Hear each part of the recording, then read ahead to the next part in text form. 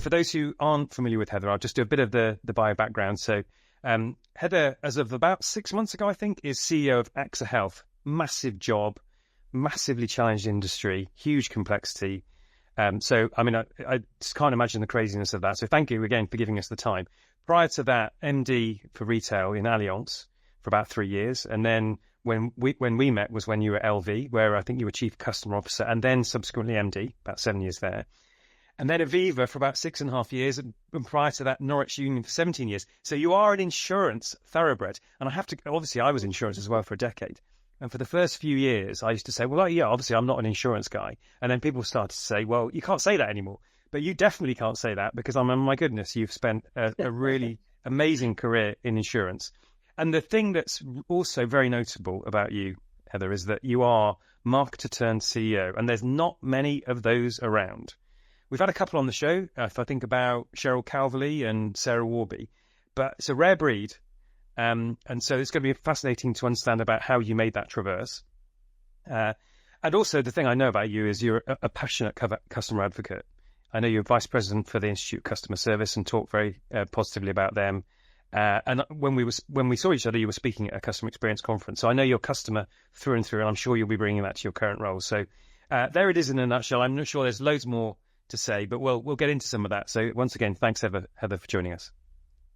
Oh, no, it's my pleasure. And, as you say, that transition from marketing to CEO, who knew? But it's been a fantastic one. So I look forward to talking about it, to share it. But Mark obviously left out one of the most important details, that you're from Dumfries and Galloway, which is where I'm from as well. So there we go. Big up Dumfries and Galloway, in the middle of exactly. Southwest. There's not many of us. No, well, many of us from that very quiet corner. Exactly. So there you are. But let's pick up on and start off. I mean, clearly, as Mark alluded to, you are an insurance thoroughbred, shall we say? So what keeps you then excited about the world of insurance? I think insurance, right from the start, when I started way back in 1992, it's a people business and it's a customer business. It does good for people in their lives when things go wrong. And to me, that was always just hugely motivating. When bad things happen in people's lives, their homes, their health, their cars, their travel, their holidays, we help them put it right and we get them back to good. And to me, that's a motivating purpose. I talked to lots of customers over the years, talking to customers now as well, in this very emotive sector of health. And I can really hear the difference it makes when you get it right for customers at the point they need you most. So that's what's kept me motivated with it. Yeah, I love that. And I always used to say, this is not toothpaste and baked beans. This is people's lives and livelihoods. Somebody from the Sensodyne brand was in the audience once, and they took umbrage at that. But anyway, let's move on. You said there, I talk to customers now.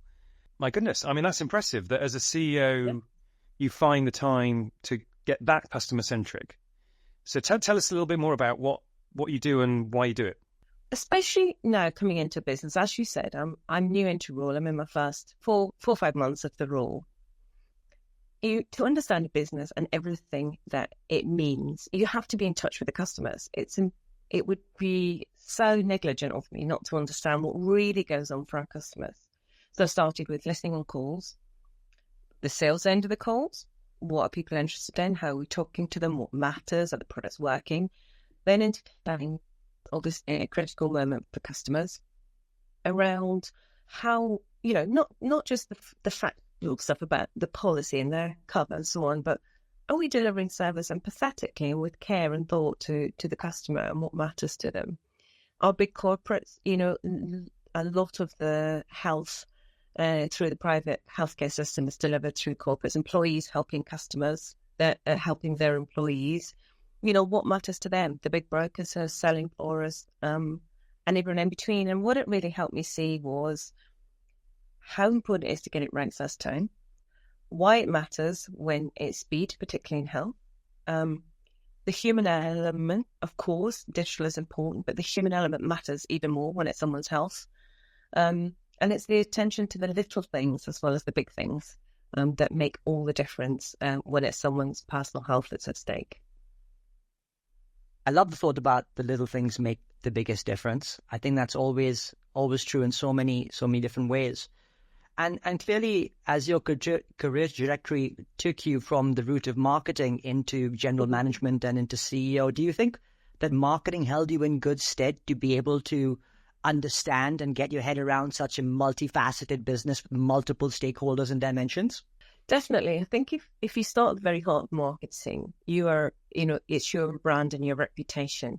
And that is, has to matter. You can't just say, this is the brand, what we stand for, and this is our purpose. It has to be real. So as a marketeer, I always say a brand is as a brand does, as many marketeers will. So let's evidence that what we stand for and who we say we are is really true when it matters in the delivery of our products, the quality of proposition, how we execute service, how we responsibly, deliver innovation to customers. That, to me, a brand's purpose is only evidence if our customer service people and everybody who delivers for the brand believes in it. And that's why I pay loads of attention as a marketeer to say, how are our people feeling about our purpose and our brand and our reputation? Because that'll tell you if you've got the right culture and ethos in the business, of which marketing plays such an important role. We bring the voice of the customer into the room typically, not the only ones anymore. I find there's a massive change over time where around an executive table, everybody cares about the customer. It used to be more the marketeer brought the voice of the customer to the table. I think that's changed, which is a brilliant thing. And what I continue to do as a CEO is make sure we all know we're accountable for that. If many people have said it before, but I think it's true. If you get the little things right, you look after your customers, then nearly everything else follows. If you're focusing what value to customers, then nearly everything else follows. What did you need to do to get ready to move into general management as CEO? Because obviously you have to let go of some things, hold on to some things dearly, like you've described, but you have to let go of some things. So what was that process of getting ready for general management? I guess I realised I had to make some sideways moves because I wanted to build my skill set out in order to go up. I don't know if that's a female thing, but I felt the more I understood and the more I knew, if I took some more sideways moves and learned different and saying so within marketing itself, I led the product development, I led the direct consumer and the B2B and the research and insight. So I got across all the disciplines, so I built a truly comprehensive marketing skill set. And in the D2C space, you're very commercially accountable, as you know. Direct to consumers are a very commercially accountable part of marketing. And I found I loved that. I loved the accountability, the performance, into what matters to the end results to the business, which is kind of where that commercial side that took me into general management came. I also learned by taking some of the sideways moves, and that's when I got into the digital transformation side, and also onto some of the more service side of our business. So when I took on accountability for service and as well, I could see very much the end-to-end matters, not what any one person does on their own, but the business only delivers if the end-to-end delivers. And so that constant joining up with the business is something I found really engaging and really interesting. So I always say I had my hat on, and I like to have everybody else's on, to say what we do together matters, not me, my own, but all of us. I can get my bit really right, but if we don't collectively execute well together, and it's fine to have some disagreement too. I don't mind a bit of disagreement. In fact, you throw some of the grit in the oyster, you get a better outcome. But ultimately, you have to get to a commitment and an agreement and a place. And I think as I went through more of the sideways moves, I could see the importance of joining up the whole lot. And the better you do that, the more aligned you are, then how much easier and better it is a place to work with a great culture. I suspect that through these various roles and as you progress through your career, this feels like there's been a lot of professional reflection that's gone on about how to kind of form teams and what tensions are good tensions to have and how do you get the best and manage those teams. But I want to come to just for a second in and around sort of your reflections that you've had as an individual. And perhaps you talk about the role of purpose within an organization. I wonder if you've had any thoughts about what your own personal purpose might be. Well, when I started at Norwich Union way back in the day, John Lister, who was the chief actuary and his father before him, the thing he said stuck with me my whole career. And so I've stolen it unashamedly from him. And he knows that, which is, he said, I'm here to create the right legacy for the future. My father did it for me, and I believe my job was to create great legacy. And I thought that absolutely, totally, completely resonates with me. I want to make sure the thing I do, the little bit of the impact I can have in the world, well, in the job I have, I want to create a better legacy for the future so that all the generations that follow, the families that live in the towns where we all work. And I think it goes back to my roots. I come from a small community in southwest Scotland, as you say, on a rural dairy farm, where people, communities, and the collective of the whole, people look out for each other, not in a nosy way, but a caring way. I think it's in me. And so when I heard John speak about the legacy and leaving a better future, it just stuck with me. And everywhere I've gone, that's kind of in my DNA inside me that kind of sticks. That's wonderful.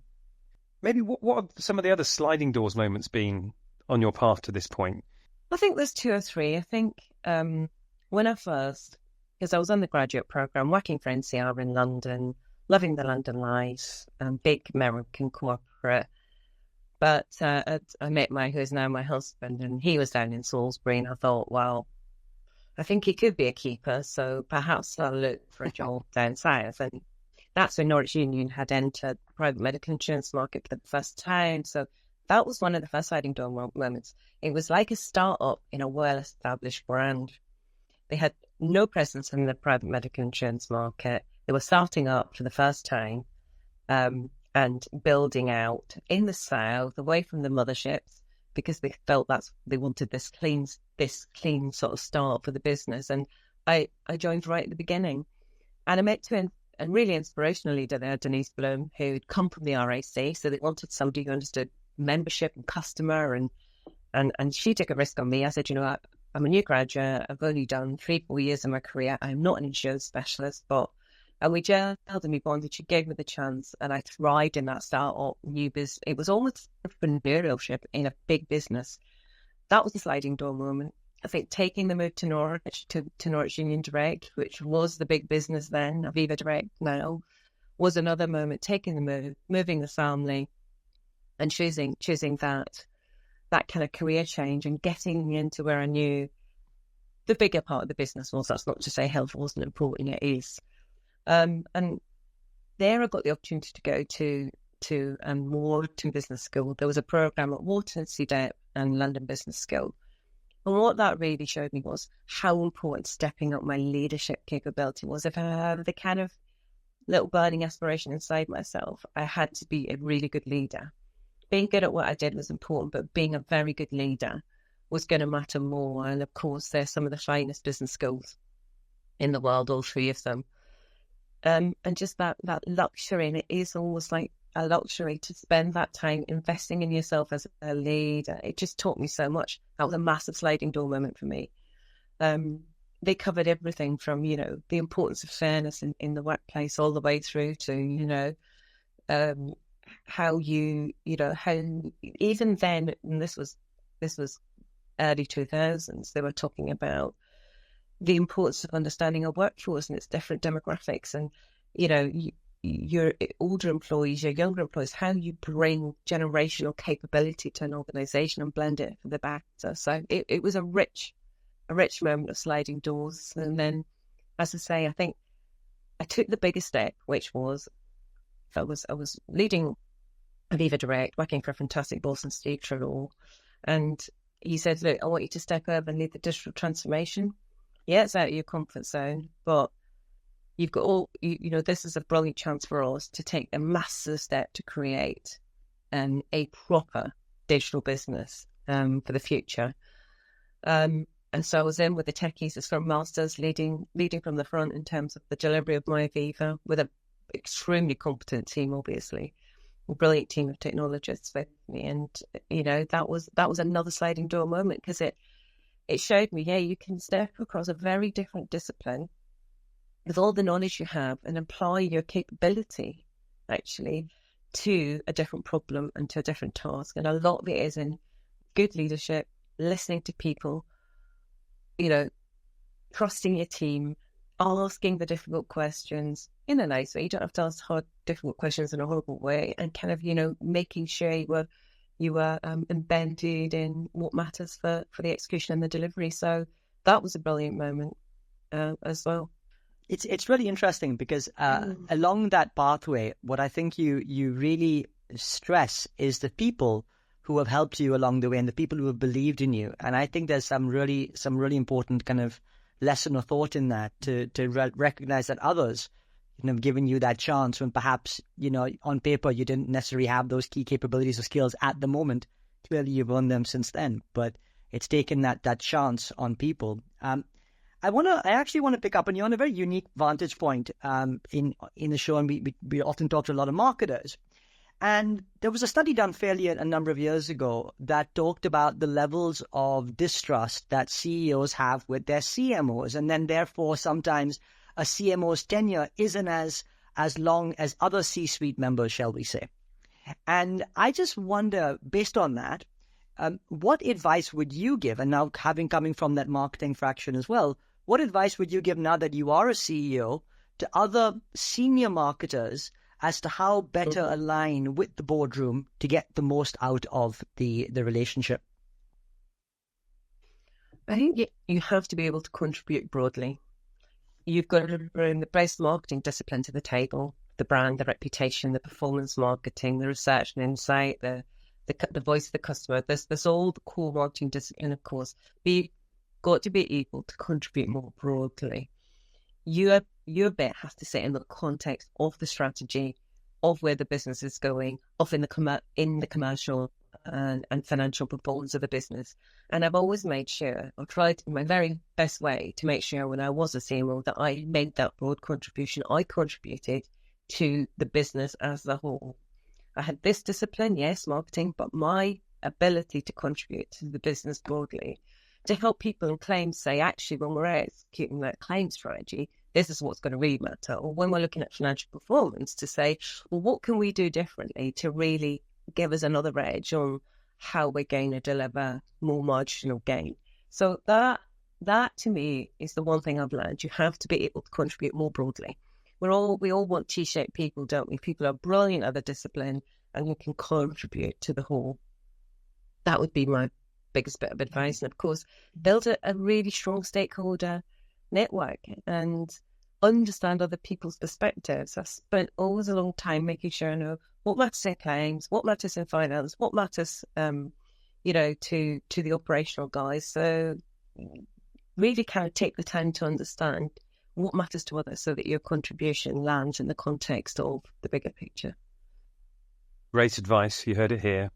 It's the path to moving up in marketing. Now then, 6 months in, CEO, health insurance. Yeah. My goodness, the NHS is obviously not in a brilliant place. Tell us about your first 90 days or 100 days, and maybe out of that, what others might think of when they think about their own 90 or 100 days. So I think I wanted to make sure I spent the first period really listening and understanding. So we already talked about that time understanding, listening and talking to customers. That was a really important part of it. What's going on for customers? What matters to them? What's the voice of the customer feedback saying? Where are pain points? What's going on? Financially, I spent a long time making sure I truly understood the finances, how they're working. I mean, whilst I understand insurance really well, I had stepped away from health for a while. So re-embedding myself absolutely in the financial performance of the business, the metrics, what's going on. And also, we're in a post-COVID period in health. Things have changed. So what was true before is not necessarily true now. We've had people storing up health concerns and challenges, and NHS, which we all love. We do love the NHS. It does so much good for so many, but it is under strain. There's no getting away from that. And therefore, more and more people turning to how can they help themselves, where the NHS might be struggling to help them. So you've seen more demand on the service. So really understanding that and getting to grips with where we are now, and quite unusually in markets, history definitely not necessarily being a predictor of the future, which in insurance is quite unique.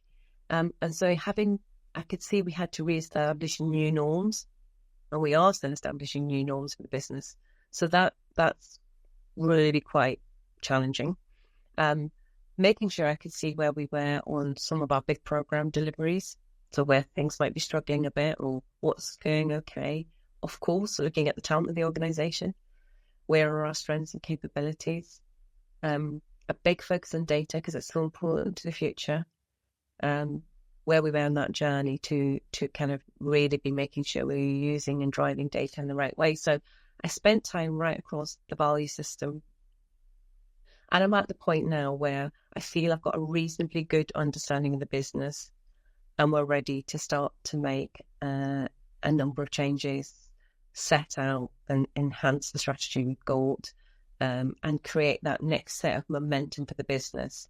So what is the new future for AXA Health? It's a brilliant legacy business with a strong core, a great heritage in health for a long time. It was born out of PPP into AXA Health.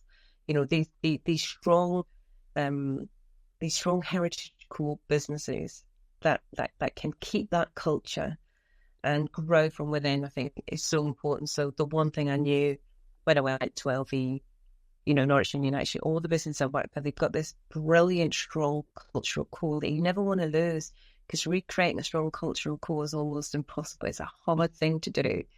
So how do you keep all that is good and build out and change where it matters? I love that notion. And as you say, you know, recreating a DNA, a culture is impossible. In fact, it's the legacy that you bring with it that really drives that cultural thought. Also, you know, the number of different dimensions that you've had to look at in the first 90 days, it feels like you've really been sort of digging into the niches, as it were, in each and every area to kind of come up with a diagnosis of where and what needs to be then changed, as you call it. One of those areas that I just want to pick up on, which is quite related to the culture, is what you referred to in relation to talent. And of course, it's a key component it's the lifeblood of every organization. And I'd love to get your thoughts as to how you see sort of the next generation of talent coming through and perhaps the future of work almost, and how we're expecting our organizations to evolve around talent in order to make it more conducive, an environment for people to want to come work in your organization and the sector more broadly. So I think, you know, one of my first bosses said to me, never be frightened to hire somebody that's good or better than you. And I have stuck with that to every stage of my career. You want brilliant people around you who are able to contribute, so that sometimes I can sit back and say, you don't need me for that because Adam's better or Mert's better, or who, you know, they can go ahead and lead with it. We want what better place to be in than have a strength across your organisation that. And I always say my job is to make sure if I'm not here, it doesn't matter, in the sense that you've got such a strong team, the business will carry on, things will be good, things will be stable. But you're right, talent right now, of course, at AXA Health, we do spend a lot of time on talent, recognising talent, nurturing it, trying to get all the good things in place. You know, a good, rich, diverse workforce, the voice of our employee really had, good investment in nurturing all parts of our organisation so that we have a richness coming through. But it is important, you know, I will be doing some reverse mentoring and listening to what it's like how do you get yourself through this organisation? Where is it hard? Where's it sticky? What's difficult? So that we have that real sense of it's, you know, sitting up here is no good to help somebody who's starting out their career and trying to build it. We need to make sure we're listening and understanding where those sticky points of the organisation is. But we spend a lot of time on bringing people together, talking to them, sharing strategy. I say communicate broadly. Everybody needs to know. Democratising the information and the data, that helps us all. Don't leave people out. Help them understand how we're performing, how we're doing, what matters now. What is difficult?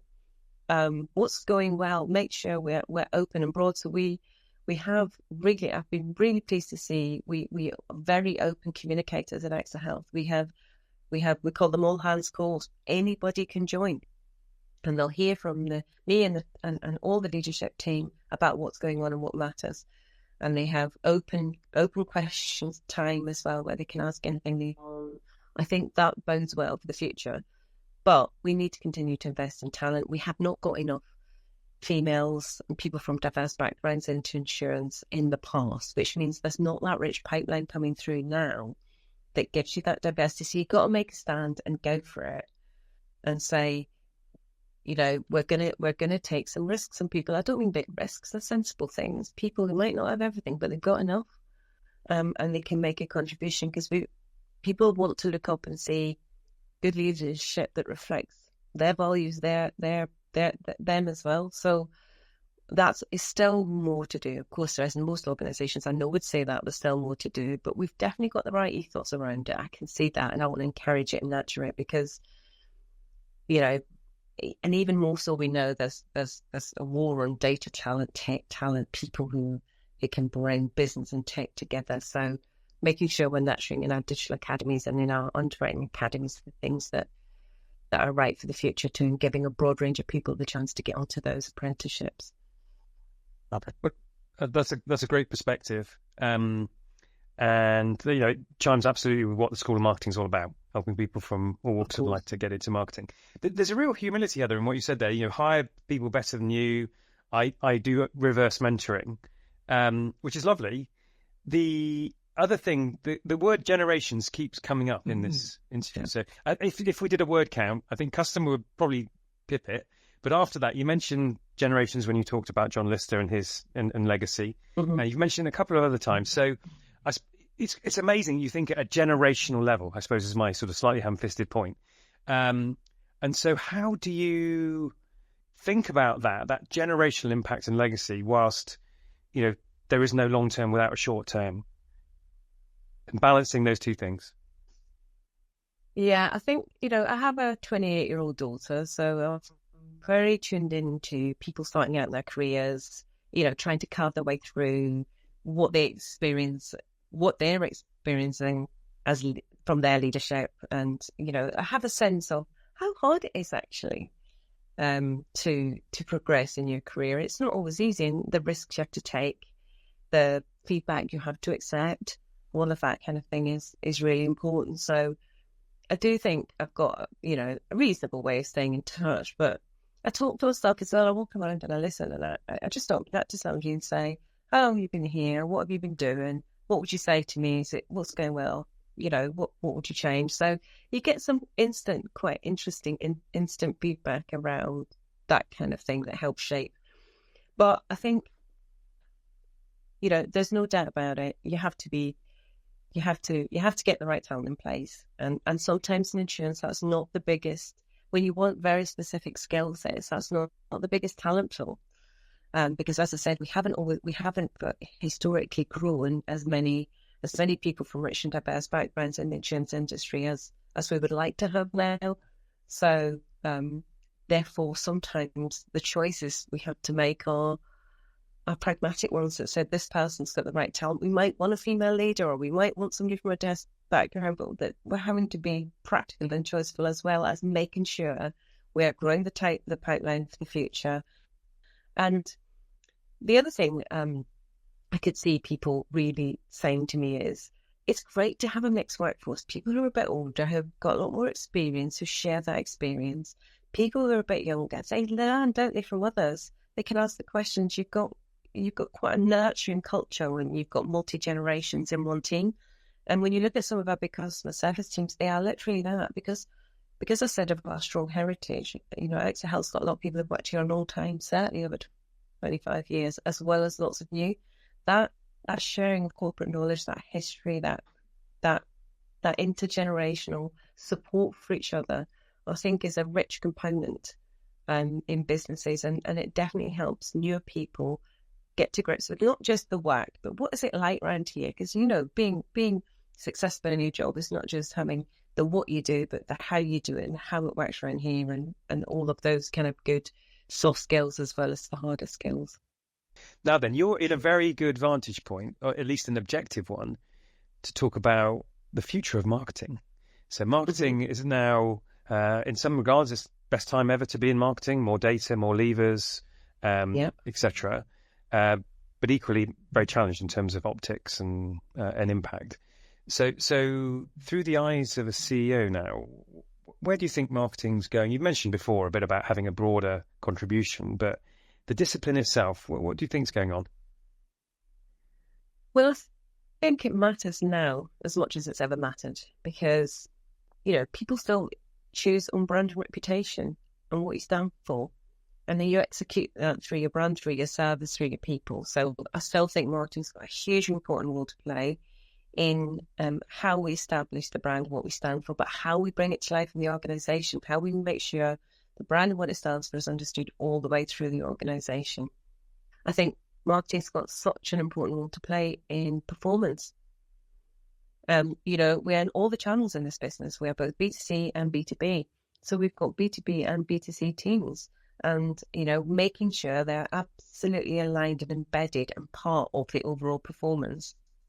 They're not isolated. They have to be working closely with distribution, closely with finance, closely with pricing, because all of that is how we deliver marketing effectiveness. Which segments, who are we going for? How can we price rate for them? Have we got the marketeers have such a huge role to play there. Then you get into the nitty-gritty thing, like the voice of the customer, the feedback, and how we're going to develop our propositions now in the future. But right into the product, is it delivering for customers? We're in a regulated industry. The FCA have high expectations of us, quite rightly. So, what is our claims repudiation like? How is our complaint service really running? Are we good at doing what we say we do? Is our policy... It's how we execute our policy wording strong enough. Marketing have got such a role to play in so many parts of the business. I think the future's bright for it. I think marketers are now ever more commercial. Yep. And maybe that's because I was always a commercial marketeer at heart. Maybe that's what I look for and see and like. But I can see marketers are very much more commercial, very much more embedded in the performance of the business. And that to me is a good thing. So their role from maybe what was traditionally the softer side of the brand all the way through to performance and customer, I think is so important. Even now, nitty-gritty of product wording, how can we make them even better, particularly in insurance for customers to understand? We've been doing a lot of work on that, through consumer duty and making sure people really understand what they've bought. Marketing can play such a strong role right across the business, definitely. It is so great to hear, and it feels like it's just that the role is expanded in its remit, and as you say, it matters now more than ever. Heather, we've come to the last question. Time has just flown by in an absolute flash, and I'm going to ask a rather big one, particularly because you talked about some of the advice that you heard in years and years ago, talking about the role of creating a great legacy. And if I was to ask, what would you like your legacy to be? Would you be able to articulate that for us? I think I'd like my legacy to be in people, that I have helped them attain their career aspirations, have opportunity, being honest with them in feedback. I think my legacy I would like to be, I look across loads of people I've worked with. They've all gone on, I can see them in so many different businesses doing so much good work. I get the most of my inspiration and joy and energy from helping others get on in their career, do well, make a contribution. I'm very happy to take a risk on people. I remember at Aviva once I said to Emma, I'd like to lead the brand because you've got the brain for it. And she went, I've never done the brand stuff before. I said, I know, your brain's brilliant. You'll be great in this job. Honestly, and so on. I could name probably easily off the top of my head 100 people straight away where I loved working with them. They've made a massive contribution, and I'd like to think anything I've done to help them in any small way gives me the greatest joy and pleasure. That's what I would like my legacy to be, that the people I've worked with and tried to support and help in any way I can, I've made a little contribution in their lives. I'm absolutely sure you have, massively, in many, many cases. Thank you, Heather. It's been amazing to have you on. So thank you for your humility, your customer orientation, your positivity. Heather, as I say, it's just been an absolute wonderful. I think this has been a sort of a masterclass in the world of leadership and getting perspective from someone who has risen from what, of course, has been, a fantastic stellar marketing career into a CEO position in the world of insurance. That was brilliant. It's been an absolute pleasure, and it's flown past. And yeah, I hope I'm worthy of being number 165. Of course. No, thank you again, Heather. Have a fantastic weekend. Thank you. Catch up with you soon. And you, like to be. I look across loads of people I've worked with. They've all gone on. I can see them in so many different businesses doing so much good work. I get the most of my inspiration and joy and energy from helping others get on in their career, do well, make a contribution. I'm very happy to take a risk on people. I remember at Aviva once I said to Emma, I'd like to lead the brand because you've got the brain for it. And she went, I've never done the brand stuff before. I said, I know, your brain's brilliant. You'll be great in this job. Honestly, and so on. You know, I could name probably easily off the top of my head 100 people straight away where I loved working with them. They've made a massive contribution, and I'd like to think anything I've done to help them in any small way gives me the greatest joy and pleasure. That's what I would like my legacy to be, that the people I've worked with and tried to support and help in any way I can, I've made a little contribution in their lives. Well, I'm absolutely sure you have, massively, in many, many cases. Thank you, Heather. It's been amazing to have you on. So thank you for your humility, your customer orientation, your positivity. Heather, as I say, it's been an absolute wonderful. I think this has been a sort of a masterclass in the world of leadership and getting perspective from someone who has risen from what, of course, has been, you know, a fantastic stellar marketing career into a CEO position in the world of insurance. That was brilliant. It's been an absolute pleasure, and it's flown past. And yeah, I hope I'm worthy of being number 165. Of course. No, thank you again, Heather. Have a fantastic weekend. Thank you. Catch up with you soon. And you.